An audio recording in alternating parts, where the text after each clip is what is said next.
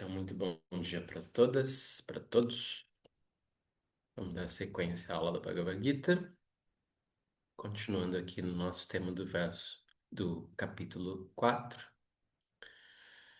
os versos que falam sobre o Yajna. Então, na aula passada, eu apresentei para vocês aquele Panchamaha Yajna, tá? Que é mais uma ilustração de como isso é visto dentro da cultura védica, né? Então, a ideia de que várias das nossas atividades cotidianas, elas são, mesmo que a gente não tenha consciência disso, elas são como uma espécie de oferenda, é um papel que a gente está cumprindo perante o mundo, né? E o yajna é quando a gente faz isso conscientemente, né? Entendendo realmente que a nossa ação é uma oferenda.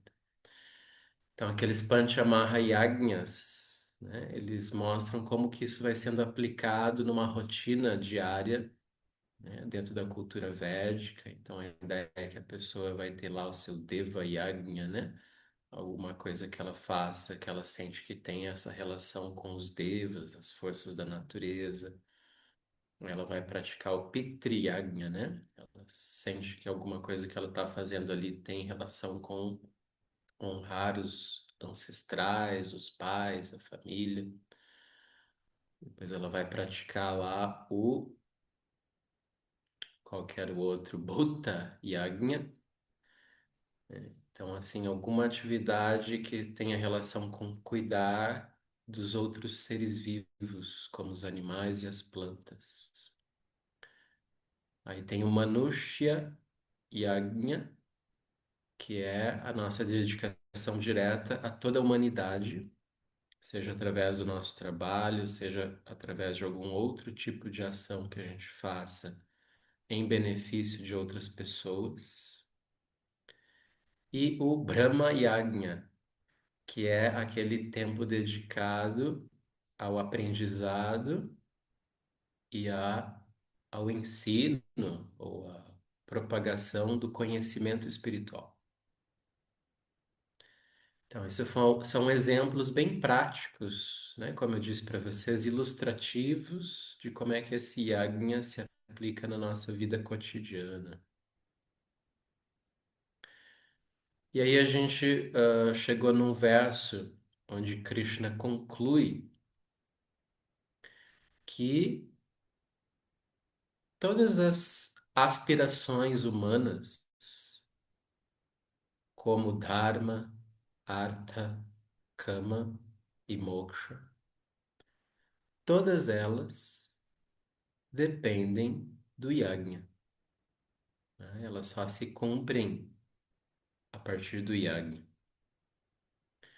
Essas quatro aspirações que eu acabei de citar, né, vocês vão de lembrar, elas são chamadas de Purusharthas, né? Lembrando que o Dharma é aquela aspiração que a gente tem de pertencimento mesmo à sociedade e de viver de acordo com a ética, né? Cumprindo ali o nosso papel no mundo da melhor forma que a gente pode. Artha se refere às conquistas materiais da vida, né? Então, todos nós precisamos de algumas coisas básicas, né? Como casa, alimento, roupa, proteção, né? Kama se refere ao desfrute, ao prazer que a gente extrai da vida.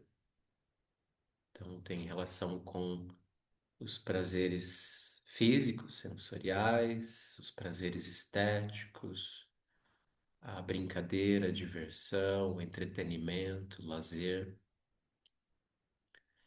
E a gente tem o moksha, que é a quarta e considerada a maior de todas as aspirações humanas, que é o nosso desejo de alcançar um estado de liberdade, né? E na visão védica, essa liberdade, ela é uma liberdade espiritual que é adquirida a partir de uma consciência espiritual que a gente pode despertar, né, ao longo da vida. Por que que eu estou falando desses quatro Purusharthas? Eu vou abrir aqui o verso onde a gente parou na aula passada, e eu vou só apontar para vocês de que maneira que o Ramanuja, tá, esse mestre comentarista da Bhagavad Gita, né, sobre os quais a gente aqui se orienta, né, sobre esses comentários do Ramanuja. Então ele vai falar sobre esses quatro Purusharthas. Então, vamos só abrir o texto aqui.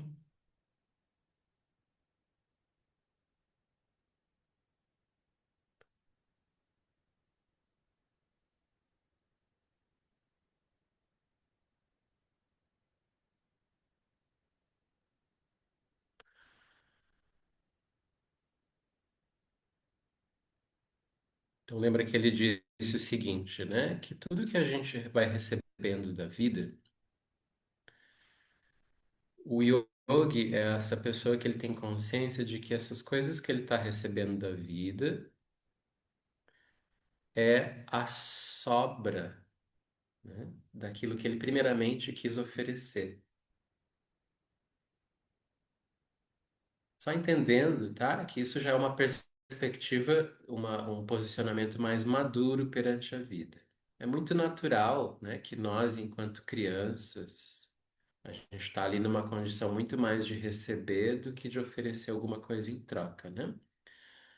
Todo ser humano, ele se constitui no seu início da vida a partir de tudo que ele recebe.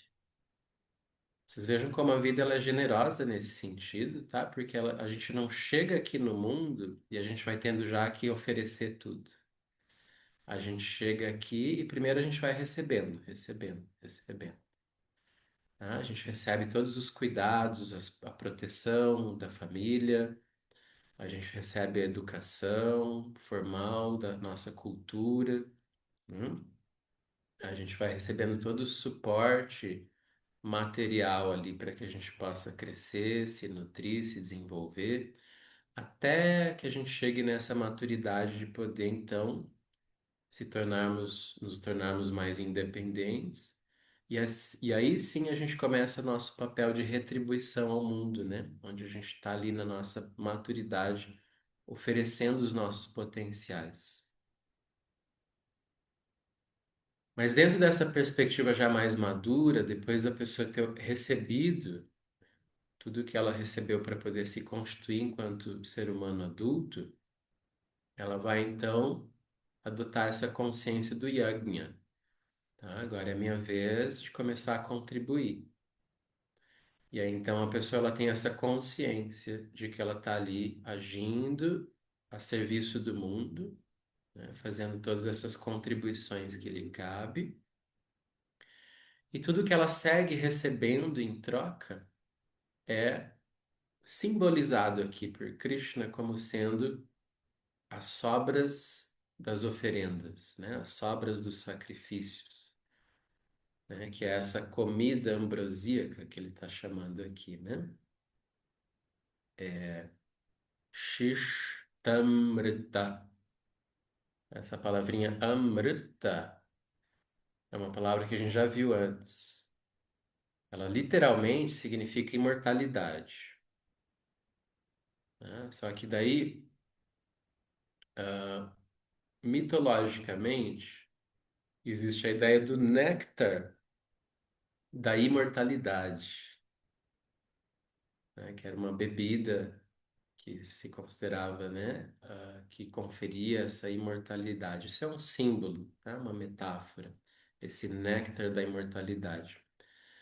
Por isso, Amrita também no sânscrito assume esse significado de néctar e daí também alimento, né? Então, quando ele usa esse termo Shishtamrita Bhujaha, né? Ele diz sobre esse alimento, essa comida ambrosíaca,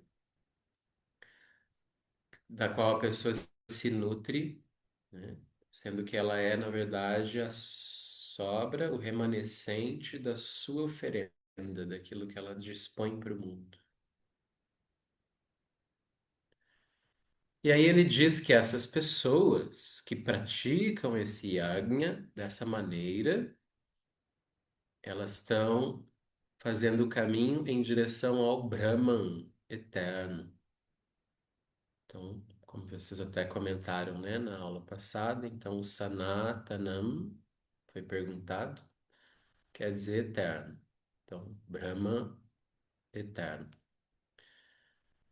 Então, Ramanuja diz que através do yajna, a pessoa ela vai adquirindo, ou melhor ainda, né, ela vai recobrando a sua consciência espiritual. Ela vai revivendo a sua natureza enquanto Brahman, enquanto consciência espiritual. E aí ele diz, portanto, que este mundo, então esse termo que ele usa, este mundo, não é para a pessoa que não executa esses yajnas, tá? Porque todo esse mundo, ele só funciona porque existe essa interdependência, essa reciprocidade entre os seres, tá? Então, de modo que um ser, se ele não quer participar dessa dança, dessa cooperação do yajna, né? Esse mundo não é para ele. É isso que Krishna está dizendo. E aí ele diz: o que dizer então do outro? E aqui nessa passagem, Ramanuja comenta que este mundo, né, é uma forma de Krishna se referir aos três primeiros Purusharthas. Né? Ele vai dizer que a realização de Dharma, Artha e Kama tem relação com o que ele está chamando de este mundo. Né? Então, este mundo nesse sentido, né? De que aqui neste mundo a gente está vivendo em função do Dharma, esse senso de pertencimento ao mundo, esse sentimento de que eu tenho meu papel, minha identidade no mundo e eu vivo ela. A gente está imerso dentro dessa teia, né, do mundo físico, onde a gente precisa dos recursos materiais, a gente precisa se alimentar, a gente precisa ter a roupa, a gente precisa ter a casa, a gente precisa ter o meio de transporte. Então, Artha, né, tem relação com isso.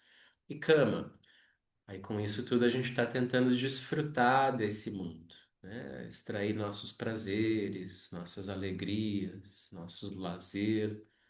Então, esses três propósitos, Dharma, Artha e Kama, Krishna está representando como sendo este mundo. E quando ele fala aqui do outro, né? Então, do outro mundo, ele está se referindo a moksha, né? Que é a quarta aspiração que a gente tem, que é esse desejo de alcançar a libertação espiritual. Ok? Então, isso é só um acréscimo que eu estou fazendo aqui para vocês do comentário do Ramanuja, do que ele se refere a este mundo e o outro mundo. Com isso, então, a gente segue o texto.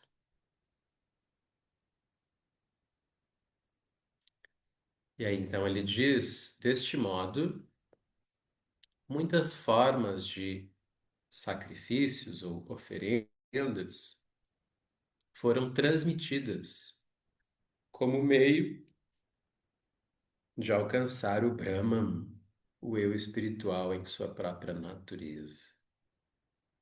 Então, aqui Krishna confirma que todos esses exemplos de yajna que ele acabou de dar nos versos acima, esse outro exemplo que eu dei para vocês daqueles 5 grandes yagnas.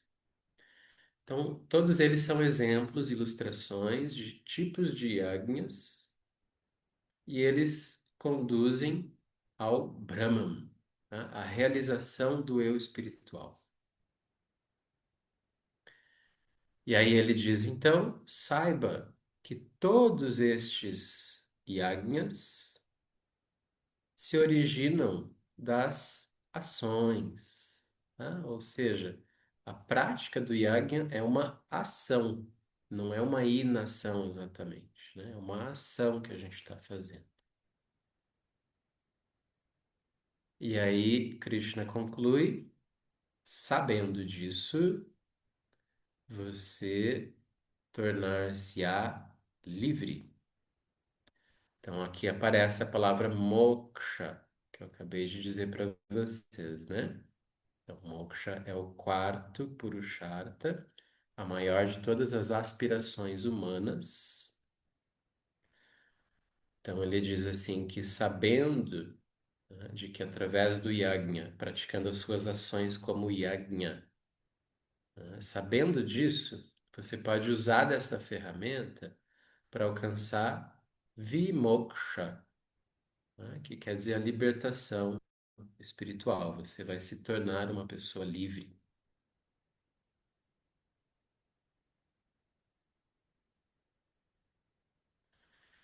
E aí ele segue, então, no verso 33, ó Arjuna, o sacrifício do conhecimento é superior ao sacrifício material. Então, lembra que a gente comentou isso algumas aulas atrás, né? Acho que até foi numa pergunta da Laís sobre como compartilhar esse conhecimento socialmente, né? E aí eu lembrei para vocês que Krishna diz realmente que a maior oferenda que a gente pode fazer para o mundo é compartilhar esse conhecimento espiritual, mais ainda do que compartilhar os recursos materiais. Com isso, Krishna não está dizendo que a gente deve se eximir de compartilhar as coisas materiais. Tá? Lembra que há poucos versos atrás ele disse também que a doação de coisas materiais, tá, em função das pessoas menos favorecidas, é um yajna importante a ser praticado. Inclusive, na aula passada eu falei para vocês que na cultura da Índia, pelo menos na cultura da Índia antiga, era muito comum que quando as pessoas preparavam alimentos em casa e ofereciam esse alimento no altar, depois elas iam até a frente da casa e ofereciam o alimento se tivesse alguém passando que tivesse necessitado de alimento. E aí só depois é que a própria pessoa se alimentava daquilo que ela preparou. Então essa oferenda material ela é importante, né? Krishna vai fazer várias alusões à caridade em diferentes passagens da Bhagavad Gita. Porém, a oferenda do conhecimento é superior. E isso ele afirma aqui claramente. Tá? Essa ideia de Shreya, tá? Shreya quer dizer aquilo que fica acima, né? Aquilo que é. ah,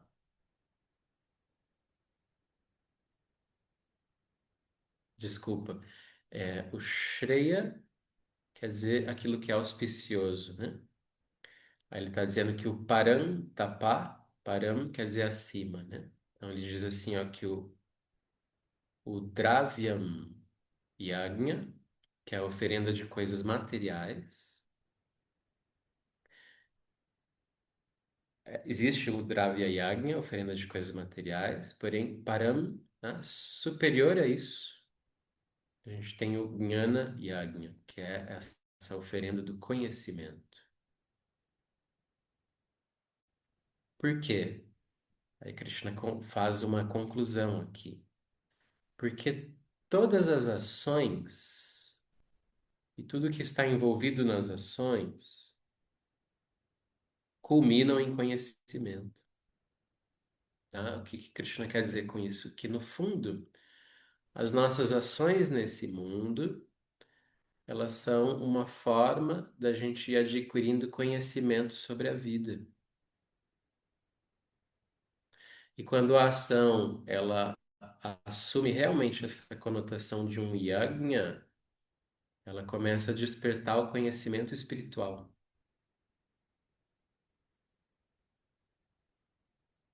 Então, por isso ele afirma que todas as ações culminam em conhecimento.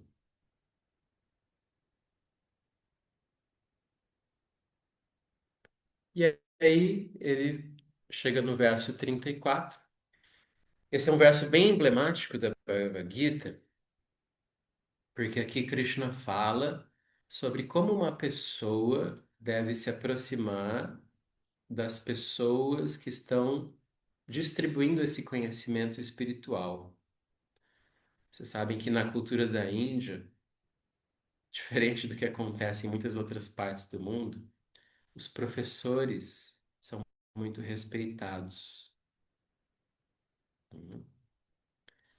O professor ele é colocado como aquela pessoa que tem ali um papel muito importante na nossa vida, que é nutrir com o conhecimento.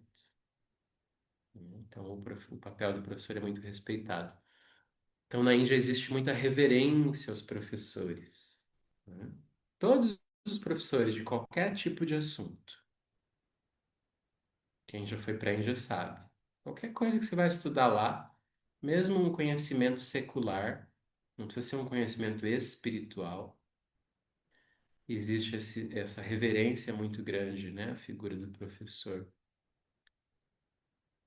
E aí então Krishna fala, né? A maneira como a pessoa deve se aproximar do sábio que está oferecendo o conhecimento espiritual, né? Então ele diz assim: Tad vidhi pranipatena. Então esse pranipatena é uma forma de dizer reverenciando, honrando, reverenciando. Depois, pari, prashnena. A palavrinha prashna significa perguntar, questionar, indagar. Então, pariprashnena quer dizer assim, perguntando, questionando. E sevaya. Sevaya quer dizer servindo. A seva é uma palavra em sânscrito que deu diretamente servir. Vem da mesma raiz, tá? O servir das línguas latinas, do português, tem essa origem lá nessa palavrinha sânscrita que é seva. Então ele diz que a pessoa deve se aproximar do professor, tendo reverência pelo professor, fazendo perguntas, questionando, tá? Não é para ele receber as coisas assim calado, né? É para ele indagar, ele pode questionar o quanto ele precisar. E ele deve servir, né? Então, isso na cultura da Índia é muito, muito, muito presente, né? Em geral, nas escolas, nos gurukulas ou nos ashrams, né? Existe esse sentimento muito forte da pessoa, o aluno, ele está ali servindo os professores, né? Por quê? Porque os professores são, assim, os nobres que precisam só ser servidos, né? Não. De novo, é uma reciprocidade. O professor está servindo o aluno, tá? Ele está cuidando do aluno, tá? Ele está oferecendo o seu melhor para nutrir esse aluno com todo o conhecimento, com toda a sabedoria. Em retribuição, o aluno também serve o professor, né? E aí ele diz: os sábios que veem a verdade instruirão você no conhecimento. Tá? Então, aqui, ó, Gnaninas, os sábios. De novo, né? Temos a palavra Gnana. Então, Gnanina, os sábios. Tattva Darshinaha. Darshina quer dizer que vem. Tattva, a verdade sobre as coisas. Eles Upadekshanti. Eles instruirão você, no conhecimento. Jnanam. Tá? Então, esse é um verso muito bonito que fala muito aqui sobre essa questão da relação dos professores com os alunos, dizendo isso, né? Que esses sábios instruirão, né? E você deve se aproximar deles de uma forma reverente, fazendo perguntas, questionando e servindo.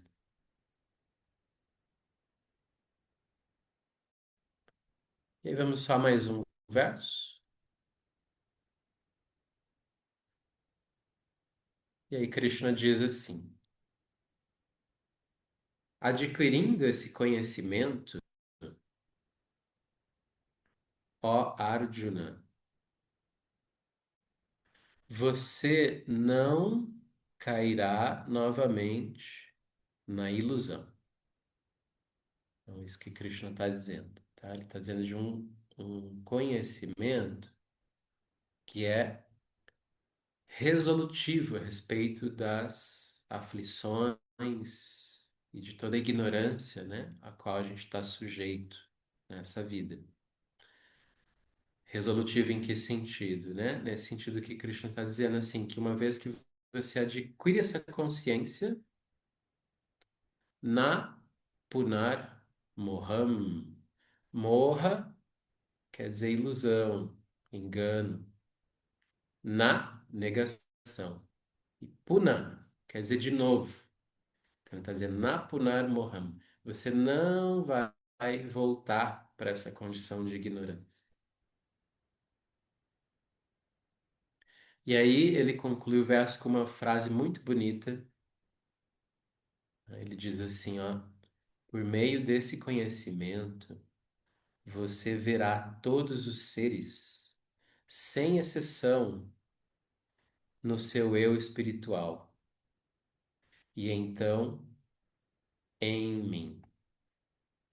Tá? Ou seja, para além de todas as distinções materiais que existem entre os seres, né? Na matéria a gente vê assim, é um ser humano, é homem, é mulher, é adulto, é criança, é idoso. Aí, assim, é um cachorro, é um gato, é uma minhoca, uma planta. A nossa percepção material, ela cria essas distinções entre os seres. Porém, a visão espiritual, ela faz com que a gente reconheça a identidade entre os seres, ou seja, todos esses seres, seja um homem, uma mulher, uma criança, um idoso, seja um cachorro, um gato, uma planta, todos possuem a mesma essência espiritual, né? A mesma energia espiritual está ali como uma base, né, daquele ser. E Krishna está dizendo que quando você adquire esse conhecimento, essa consciência, você não mais se atém à distinção material entre os seres, mas você está vendo a essência de cada ser como sendo essa mesma energia espiritual. E assim você vai ver todos os seres, sem exceção, dessa forma, como seus iguais, tá? Como seus irmãos espirituais. E então você vai ver todos os seres em mim, né? Krishna diz isso. Então você vai reconhecer que todos os seres fazem parte de mim, né? Ou seja, todos são uma centelha divina, uma parte integrante desse corpo espiritual de Deus. É isso que ele traz aqui. Muito bonita essa passagem. Ok? Vamos só até aqui.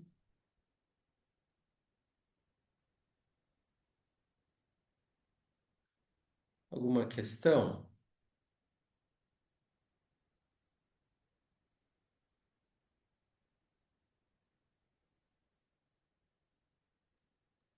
Aham. Nada, professor. Hum, Solange, depois Dionísia. tá. Não, só ia fazer um comentário da, da reverência, né? Dessa que ele fala ali, da reverência, como eles usam muito essa prostração na Índia, né? Uma vez que eu fiquei no ashram 4 meses, e eles diziam, não, você tem que te prostrar diante do, deve ficar olhando, tá ele vem vindo me prostrar. E se eu ver ele de tarde, eu vou ter que me prostrar de novo. E daí depois, com o tempo, eu vi que não era ele que estava disso, era eu, né, na verdade. E foi muito interessante, daí Exatamente. depois de 4 meses, e daí disse assim, e como é que foi a experiência total? Senão, a reverência foi realmente aquela que, a prostração, aquela humildade, realmente faz toda a diferença.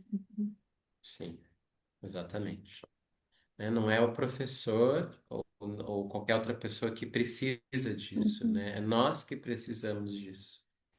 Quando a gente faz esse gesto físico, né, para quem já viveu isso, porque realmente na cultura da Índia, mesmo em outras culturas asiáticas, é muito comum que essa reverência ela seja expressa fisicamente, né? A gente se abaixa e põe a cabeça lá no chão. Quem já fez isso, já viveu isso. Claro, a experiência pode ser muito diferente para cada pessoa, mas a minha experiência pessoal com isso é muito libertadora, é muito bom fazer isso. Né? Essa sensação física mesmo de você se abaixar e tocar a cabeça no chão, parece assim que você, é como se você tivesse tomado um banho espiritual, assim. Você se entrega ali, né? Você se libera ali de todo o seu orgulho, de todas as tensões relacionadas com o seu ego. Então é muito, muito especial essa forma como isso às vezes é expressada, né? Fisicamente mesmo. A própria palavra nam, né? Que deu namaha, que é aquele que dá o namastê, aquela forma de dizer, né? Reverência. Nam quer dizer, literalmente quer dizer isso, se dobrar, né? Se curvar, se abaixar.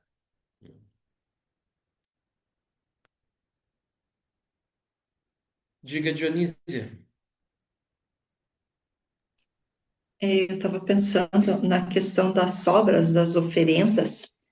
É curioso porque você recebe, então, se você não oferece nada para o mundo, normalmente você não vai receber, né? Então, as sobras das oferendas, eu fiquei pensando realmente quando a gente presta algum tipo de trabalho, alguma coisa, uma palavra amiga para alguém, você está recebendo, né? Depois você recebe daquilo. E outras denominações, São Francisco que falava, né, que é dando que se recebe. Então, as pessoas que realmente não praticam nada no sentido de uma doação para o mundo, elas acabam não recebendo, né? A gente olha assim, por exemplo, aquelas pessoas que realmente estão em condição muito, muito precária. E elas ainda oferecem uma oportunidade para quem pode oferecer alguma coisa para elas, né? Então, quando você diz que o universo é generoso, até para essas pessoas ele dá alguma coisa, né? É a oportunidade que elas dão para os outros de fazer alguma coisa por elas. Sim. Nem sempre essas E reciprocidades elas são tão imediatas, né? De modo que é um não é, fato, existem momentos da vida de uma pessoa, às vezes, onde ela acaba assim, enfrentando algum tipo de privação, né? Ao mesmo tempo em que também é, existem momentos na vida onde, mesmo sem oferecer quase nada, a pessoa recebe muito. Né? Então talvez porque essa ali não era hora reciprocidade ela dela. não é uma coisa assim tão evidente na nossa leitura imediata, né? Ah, Às vezes sim. isso Não, pode eu não estar penso, se né? espalhando de uma maneira assim muito mais ampla, né? Ao longo do tempo, dos ciclos, das fases da vida.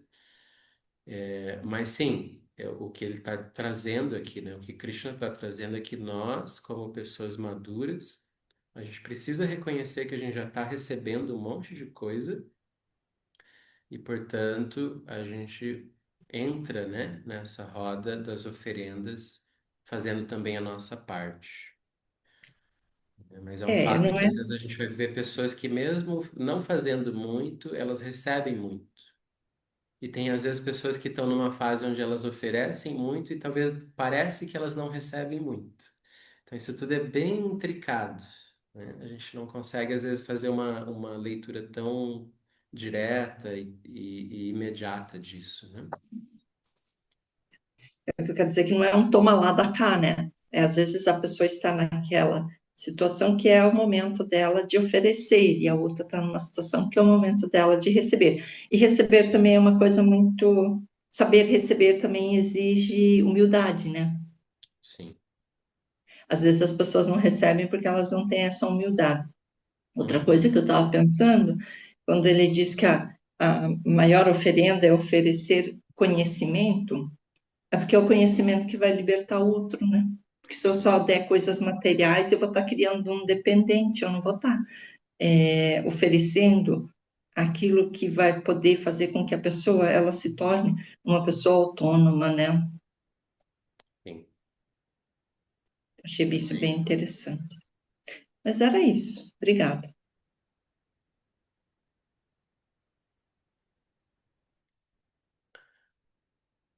Mais alguma questão, gente?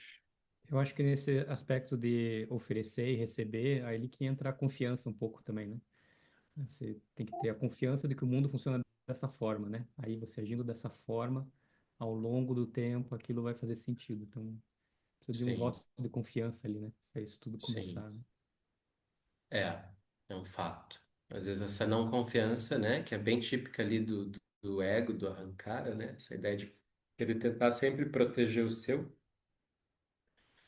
faz com que a pessoa fique mais retrancada nesse sentido de que não vou oferecer, vai que eu fico sem, né?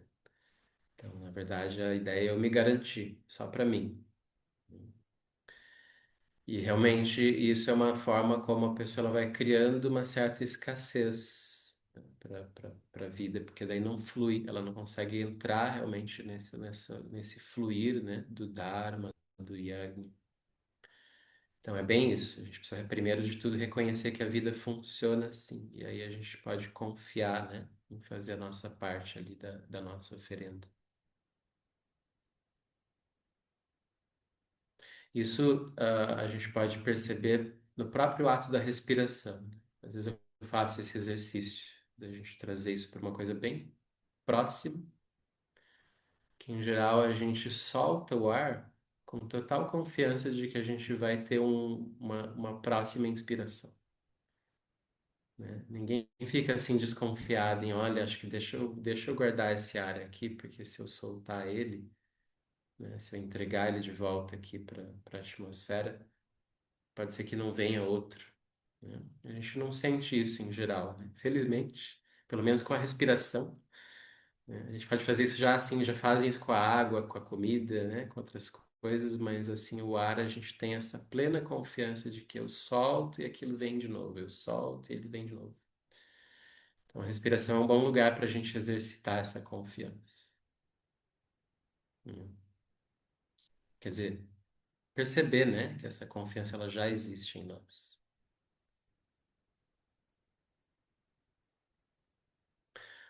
Ok, gente. Então finalizamos por hoje.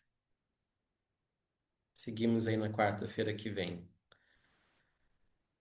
Tchau, tchau. Abraços. Obrigada, Marcos. Obrigada. Obrigada. Tchau, Obrigado. tchau, pessoal. Tchau. Tchau.